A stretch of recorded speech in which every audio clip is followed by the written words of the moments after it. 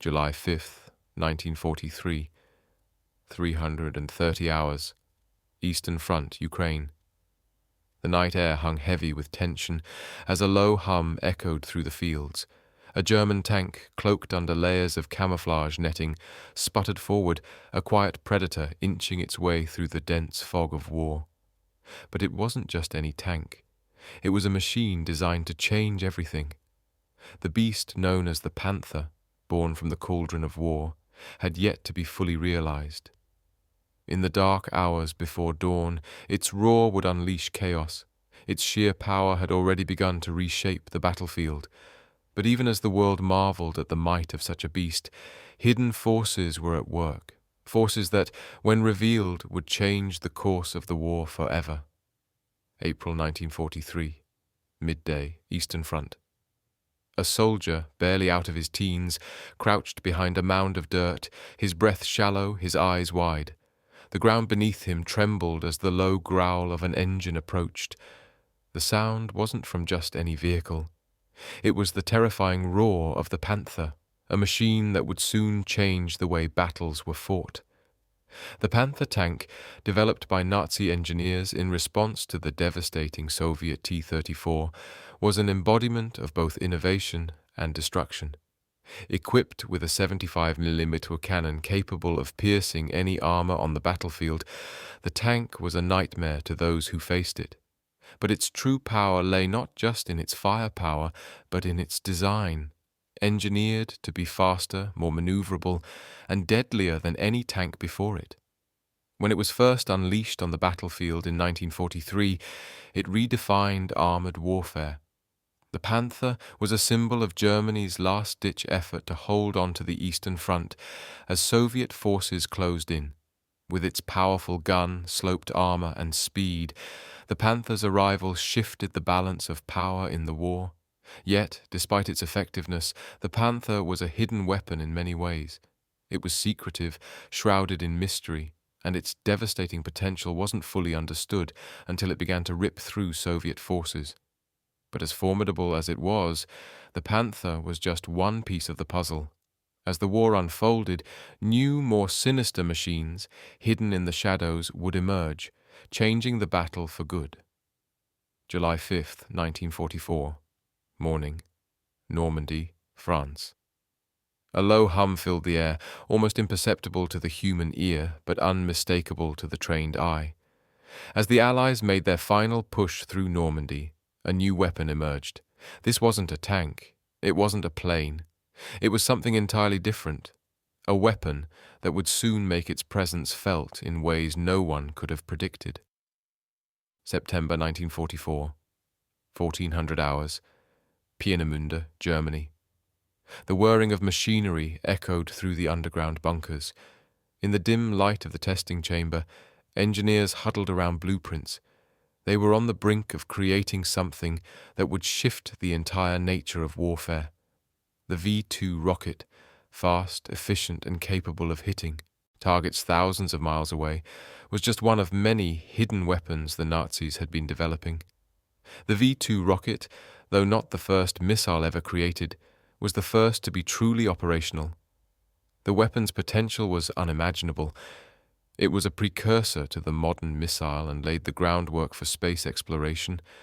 But during WWII, it was a weapon of terror.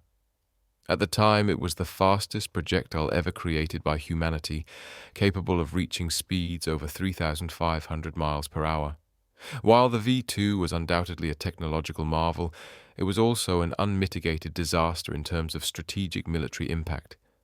The rockets were expensive, difficult to produce, and their accuracy was woefully inadequate.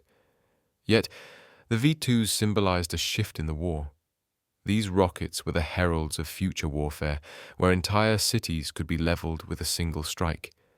The V-2 rocket, like the Panther, represented a peak in technological innovation, yet its legacy was ultimately tied to the futility of its application. They were tools of a dying regime, built in desperation. The war machines of WWII would continue to evolve, but so would the understanding of just how far humanity could go in the name of war. December 1944. 2300 hours. London, England. The sirens wailed through the night, a chilling reminder that the Nazis' secret weapons were now part of the reality of life in London.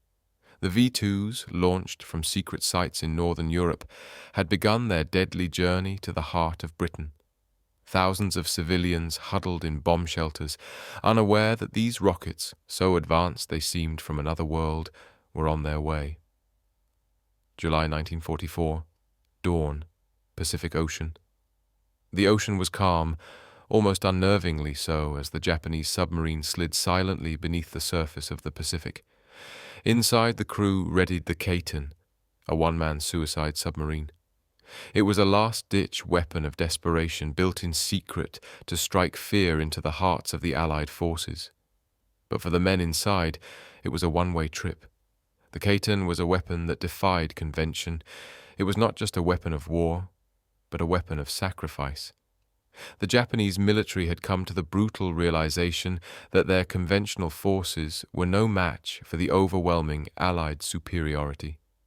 The Caton was their answer, manned torpedoes that were launched toward enemy ships with the express purpose of sinking them, regardless of the cost.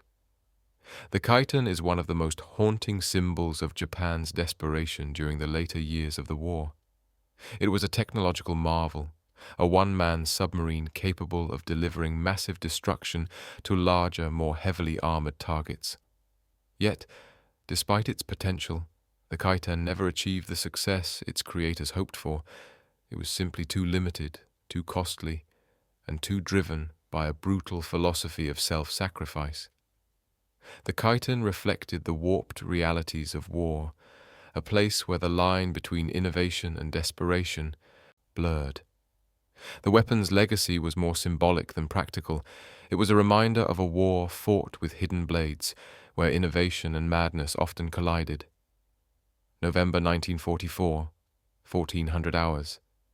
The Philippine Sea. The roar of the engine cut through the quiet sea air as the Caton, with its lone operator aboard, surged toward its target, a U.S. Navy ship. For the crew of the ship, it would be an inevitable encounter.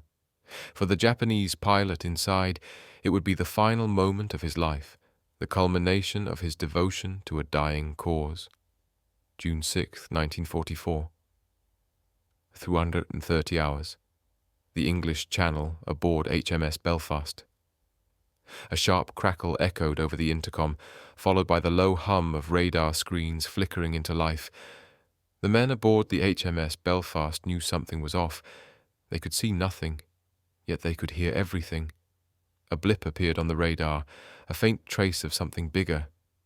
But what was it? A ghost ship? An unseen force? The crew stared, but it was gone. Just like that. What the crew didn't know was that the Germans were about to witness something they had never encountered before, a force invisible to the naked eye, but terrifying nonetheless.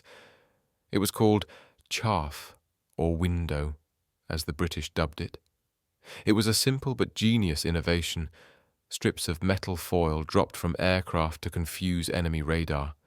To the untrained eye, it was just debris, yet it could decimate an entire enemy's air defense system without them ever seeing it coming. The development of chaff, later known as window, was one of the most quietly brilliant innovations of WWII. It wasn't just a weapon. It was a lifeline for the Allies during key moments, such as the D-Day landings. By scrambling German radar systems, it allowed Allied bombers to sneak past defenses and deliver crucial airstrikes without being intercepted. It was a perfect example of how innovation, hidden in plain sight, could become the game changer in warfare. Chaff was a weapon that worked because it wasn't about brute force. It was about playing with the enemy's perception. The Germans, confident in their technological superiority, had no idea they were being duped by something as simple as metal foil. In many ways, it encapsulates the hidden war of WWII, where cleverness often trumped raw power. June 6, 1944. 600 hours. Normandy, France. As the first waves of Allied bombers approached the beaches of Normandy, the German radar screens lit up. They had no idea what they were seeing, countless blips on their radar, but no visible planes in the sky. In that instant, the Allies, hidden by their secret weapon, were already on their way to change the course of the war. May 1941. Nightfall. Atlantic Ocean, aboard U-boat U-47. The cold waters of the Atlantic stretched endlessly before them as the crew of the U-47 silently maneuvered through the deep, undetected by the convoys above. The submarine, often considered the ultimate predator of the sea, lay just below the surface, waiting like a coiled spring. The silent tension in the cramped, dimly lit interior could almost be heard above the sound of the sea. The German U-boat was one of WWII's most feared war machines. Unlike any surface vessel, the submarine could slip beneath the waves, invisible to radar, and launch a devastating torpedo attack against unsuspecting merchant ships and military vessels alike. The U-boat campaign, especially during the Battle of the Atlantic, sought to cripple Allied supply lines. If the Allies could not maintain their vital transatlantic supply routes, they would lose the war. At the height of its power, the U-boat fleet wreaked havoc on British and American shipping. The ingenuity of the U-boat was that it was hidden, relying on stealth and surprise rather than sheer firepower. The Allies had to develop countermeasures, such as sonar and depth charges, to combat these silent killers beneath the waves. The U-boat's impact wasn't just on the battlefield, it reshaped naval strategy forever, highlighting the importance of undersea warfare in modern military conflicts. The U-boat campaign serves as a stark reminder of how warfare can be defined by what remains unseen, the hidden menace of the deep. Its legacy isn't just one of destruction. It's a testament to how innovation in warfare is often as much about what's invisible as what's visible. October 14th, 1942. Early morning. The North Atlantic. A lone U-boat, its silhouette barely visible through the fog, locked onto a British convoy. The torpedo tubes were ready. With a single flick of the switch, it would fire. Above the waves, a merchant ship hummed along, blissfully unaware of the predator waiting beneath. When the first torpedo hit, the world above exploded in flames, and a new chapter in undersea warfare had begun. Winter 1941. Dawn. Outside Moscow. The wind howled through the snow-covered Russian steppes as a Soviet T-34 tank lurched forward, its engine roaring against the cold. Inside, the crew was tense, their breath visible in the freezing air, the hum of the engine as loud as their racing hearts. They knew this was it, their first real engagement with the German invaders, and their T-34 was their only hope for survival. The Soviet T-34 tank, developed in the 1930s, would go on to become one of the most iconic and influential tanks of WWII. When it was first unleashed against German forces, it proved to be a game-changer. Its sloped armor, powerful 76mm gun, and speed allowed it to punch through German defenses with ease. The T-34, with its innovative design, was built for mass production, making it a true symbol of Soviet industrial strength. By 1942, the T-34 was the backbone of the Soviet tank corps. As the Germans struggled to counter it, the T-34's adaptability and sheer numbers overwhelmed the Nazis on the Eastern Front. In fact, the T-34 was so effective that the Germans had no choice but to rapidly adapt their own tactics and technology. Tanks like the Panther and the Tiger were in part responses to the threat posed by the T-34. The T-34's legacy is one of raw, relentless power and innovation under pressure. It was a machine designed not just for combat, but for survival, a symbol of Soviet resolve in the face of almost certain defeat. August 23rd, 1943. Midday. Kursk, Russia. The massive Soviet tank armies were poised for the largest armored battle in history, the Battle of Kursk. As T-34s rumbled across the battlefield, the air was thick with dust and smoke. The Germans, unaware of the scale of the Soviet buildup, would soon discover the T-34's true might in a brutal showdown that would alter the course of the war. November 1944. Late evening. Germany. Secret airfield. The skies were filled with the low hum of propellers, but something was different tonight. A strange shape rose from the runway, its silhouette unlike any other aircraft seen before. The Horten Ho 29, a jet-powered flying wing, ascended into the night, nearly invisible to the radar of the Allies, an early attempt at stealth warfare. The Horten Ho 29, though never fully operational during WWII, was a cutting-edge stealth bomber designed to penetrate Allied defenses without being detected.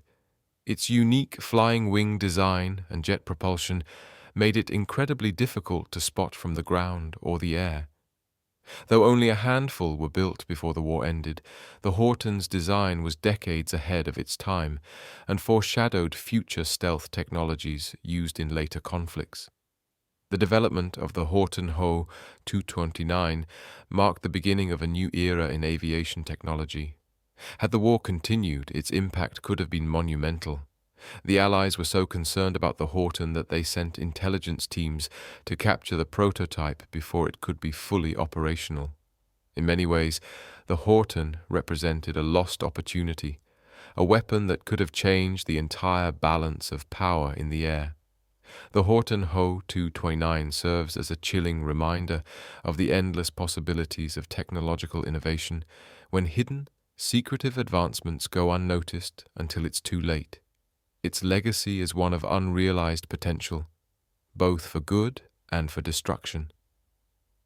March 1945. Night. Captured airfield in the Reich. The final Horten prototype, a silent ghost in the night, was captured by the Allies. As the crew inspected the aircraft, they realized that the Germans had come closer to creating the future of warfare than anyone had dared to believe. The flying wing, though never flown in battle, was already a symbol of what could have been, what had almost been unleashed. May 1941, midday, Bletchley Park, England. The soft clatter of keys echoed through the dimly lit room as the young cryptanalysts worked tirelessly, their eyes bloodshot from hours of code-breaking. Each letter on the page was a puzzle, each number a potential key to unraveling the mysteries of the enemy. But in the corner of the room, a machine sat, silent, nearly forgotten by all but a select few. The Enigma machine had become the symbol of German secrecy, and its enigma had only just begun to unravel. The Enigma machine was Germany's most prized possession, a cipher device designed to keep their communications secure. It was a marvel of engineering, an intricate machine capable of encrypting messages with such complexity that the Allies had all but given up hope of breaking it. Yet, the reality was far different. Within the walls of Bletchley Park, British mathematicians and cryptanalysts had begun to crack the code that would change the tide of the war. In the grand scheme of WWII, the Enigma machine wasn't just another piece of equipment, it was the backbone of Nazi military communication. Its security was believed to be unbreakable, but by 1941, the British were already well on their way to deciphering its secrets. With the help of Alan Turing and his team, the Allies had cracked Enigma, allowing them to intercept Nazi messages and gain valuable intelligence on military movements, saving thousands of lives and shortening the war by years. The Enigma code-breaking operation is an embodiment of the hidden force behind WWII, the power of information. It was a war fought not just on the battlefield, but in the quiet, secretive corners of codebreakers' rooms. The Enigma machine's greatest secret wasn't in its encryption, it was in how it altered the course of history by being cracked. June 6, 1944. Midnight. Bletchley Park, England. As the D-Day invasion was underway, the operators at Bletchley Park received word that the German forces had no idea what was coming. The Enigma codes had been cracked. The Allied forces knew exactly where and when to strike. As the first wave of soldiers landed on the beaches of Normandy, the cryptanalysts smiled grimly. This victory wasn't just one of might. It was the result of their unseen battle in the shadows. December 7th, 1941. 700 hours. Pearl Harbor, Hawaii. The sun had just risen over Pearl Harbor, casting a golden glow over the Pacific. But the tranquility of the morning was shattered by the sudden roar of aircraft engines. The sky darkened as the sleek, fast-moving fighters appeared out of nowhere, cutting through the clouds. These were not just any planes. They were the Zero fighters, the pinnacle of Japanese aviation, and they were about to devastate the Pacific Fleet. The Mitsubishi A6M Zero fighter was the most advanced naval fighter of its time. With its lightweight construction and powerful engine, it was capable of outrunning, outmaneuvering, and outgunning any aircraft the Allies had. When the Japanese launched their surprise attack on Pearl Harbor, the Zero became the symbol of the Imperial Japanese Navy's strength. However, despite its initial success, the Zero's strengths would eventually become its downfall. During the first years of WWII in the Pacific, the Zero dominated the skies, sinking ships and shooting down planes with ease. But as the war continued, Allied forces began to adapt and develop countermeasures. The Zero's lack of armor and its reliance on maneuverability proved to be fatal flaws. As the war progressed, American fighters like the F-6F Hellcat and the F-4U Corsair began to neutralize the Zero's dominance in the skies. The Zero was an example of how technological superiority can be both a blessing and a curse. The very traits that made the Zero so deadly, the agility, the speed, ultimately became its limitations as the Allies learned to exploit its weaknesses. The Zero fighter was a symbol of Japan's early war success, but it was also a harbinger of how technological evolution in warfare is never permanent. June 19, 1944. Midday, Felny, Philippine Sea. The Battle of the Philippine Sea had begun, and the Zeros, once the masters of the skies, were now being hunted. As Allied aircraft swooped down, the Zero pilots, desperate and determined, fought back. But the numbers were against them. The skies were no longer theirs to control, and the once invincible Zero was slowly fading into history. July 25, 1943. Dawn, Sicily, Italy. The soldiers in the trench could hear the distant rumble of artillery, but they had no idea what was coming. Suddenly the earth shook beneath them. A series of deafening roars followed as rocket-propelled projectiles screamed through the sky. No traditional artillery fire, no sound of shell casings hitting the ground. It was the Werfer, and the war was about to get much more terrifying. The German Werfer rocket launcher was a unique weapon system that combined the destructive power of artillery with the speed of rockets. Mounted on trucks and able to fire multiple rockets in quick succession, the Werfer could obliterate enemy positions with incredible speed and force. The rockets were designed to cause chaos, creating confusion and panic in enemy ranks. It was a weapon that, while effective, had a psychological edge over traditional artillery. Though the Werfer was never as widely deployed as the Panzer or the V-2 rockets, it played a significant role in the German military's later years of conflict. Its ability to fire a barrage of rockets in a matter of seconds allowed it to overwhelm Allied forces on the battlefield, especially during the invasions of Sicily and Italy. Yet despite its power, the Werfer was a weapon that was limited by its logistics and the availability of rockets. The Werfer represents how fear, confusion, and psychological warfare often play as large a role in battle as raw power. Its terrifying noise and sudden arrival created chaos among enemy forces, but it was ultimately the innovation and adaptability of the Allies that led to its eventual obsolescence. August 1st, 1943. Late afternoon. Sicilian hillsides. As the Allies advanced through Sicily, they encountered the full might of the Werfer. The ground shook with each barrage, and the air was thick with smoke and debris. Yet, as the dust settled, the Allies adapted quickly. The Werfer, once an unseen terror, was now just another obstacle to overcome. July 16, 1945, at 5:30 hours, Alamogordo, New Mexico. A blinding flash of light illuminated the desert sky. The ground shook with an intensity that felt like the world was coming apart. In that moment, a new age of warfare had been born, not just a weapon, but a force that would change humanity forever. The atomic bomb had been tested, and the world would never be the same again. The atomic bomb, developed in secret as part of the Manhattan Project, was the most powerful weapon ever created by humankind. Designed to bring an end to the war, its destructive power was beyond anything the world had ever witnessed. When the bomb was dropped on Hiroshima and Nagasaki in August 1945, it ended the war with Japan, but it also marked the beginning of the nuclear age, an age fraught with tension and the threat of annihilation. The use of the atomic bomb had profound implications, not just for the outcome of WWII, but for the future of warfare. It shifted global politics, spurred the Cold War, and fundamentally changed the nature of military conflict. The bomb represented the apex of destructive innovation, a force that could either protect or destroy entire nations in a matter of seconds. The atomic bomb is both the culmination of technological progress and a reminder of humanity's capacity for destruction. It was a weapon born of necessity, but its legacy is one of paradox.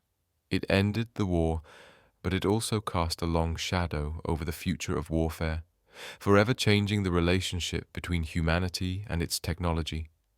August 6, 1945, 8:15 hours, Hiroshima, Japan.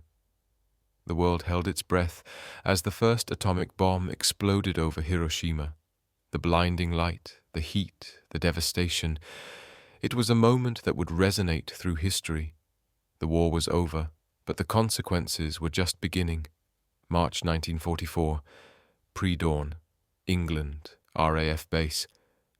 The engines hummed quietly as a squadron of new aircraft lined up on the tarmac. The design was unlike any the Allies had seen before, sleek, angular, and almost futuristic. The Mosquito bombers, though not as widely known as their American counterparts, were about to take flight on their first mission. These were war machines crafted not just for destruction, but for speed and precision. The British-designed de Havilland Mosquito was often referred to as the wooden wonder. It was an unlikely weapon, built largely of wood, yet capable of speeds that outpaced many enemy aircraft. The Mosquito's design was a brilliant counter to the Germans' heavy bombers and fighters. It had the versatility to carry out strategic bombing, reconnaissance missions, and even tactical strikes, all while remaining nimble and undetectable. In a war defined by the sheer scale of destruction, the Mosquito represented a shift in the tactical approach to air combat. It demonstrated that innovation could come from unexpected places. When traditional heavyweight designs failed to deliver, the Mosquito showed that speed, agility, and the unexpected use of materials could redefine the future of aerial warfare.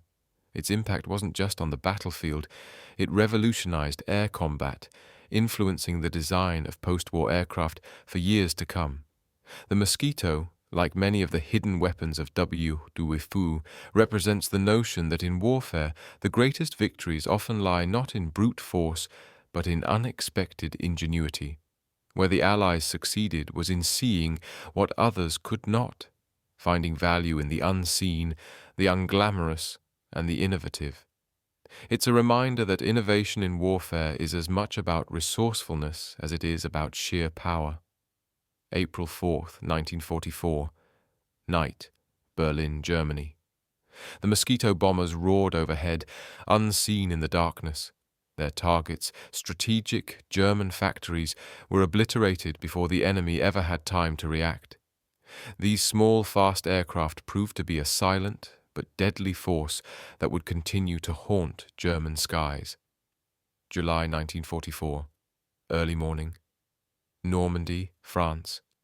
A lone Sherman tank rolled through the muddy fields of Normandy. The crew inside was tense.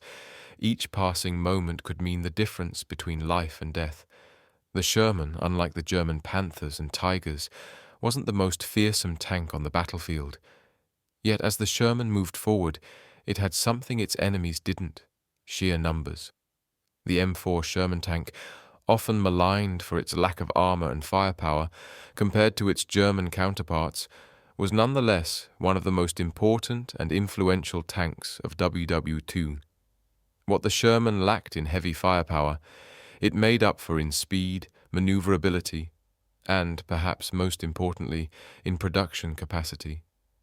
It was the backbone of the American armored forces and a key reason why the Allies could sustain the war effort on multiple fronts. The Sherman tank was a paradox. While its design was initially considered inferior to the German heavy tanks, it proved to be more than capable in the long run. The US produced thousands of Shermans, outnumbering German tanks and ultimately overwhelming them in key battles. The Sherman's effectiveness was a testament to the idea that, in war, victory often lies in quantity and logistics rather than just technological superiority. The Sherman's legacy is one of pragmatism, knowing that sometimes the simplest and most reliable solution can turn the tide of war. The Sherman tank embodies a powerful lesson from WWII that raw power alone doesn't win wars. The Sherman was an unglamorous but crucial tool in the American victory, showing that sometimes it's not about having the most technologically advanced weapon, but rather the most effective one over time. The Sherman's legacy was the balance of resourcefulness and adaptability, where practical design became the deciding factor. August 1944. Midday, southern France. A convoy of Sherman tanks rolled into a village. The Germans, overwhelmed by the sheer numbers of Allied forces, retreated without firing a shot. It wasn't the individual strength of the tanks that won the day, but the strategic advantage they provided when brought to bear in overwhelming numbers. August 1942, afternoon. North Africa, El Alamein. A soldier crouched low in the dust, watching as a massive shape emerged on the horizon. The ground shook with each step as a German Tiger I tank, its massive turret turning slowly, scanned the battlefield for targets. The roar of its 88mm gun was thunderous, shaking the very earth beneath them.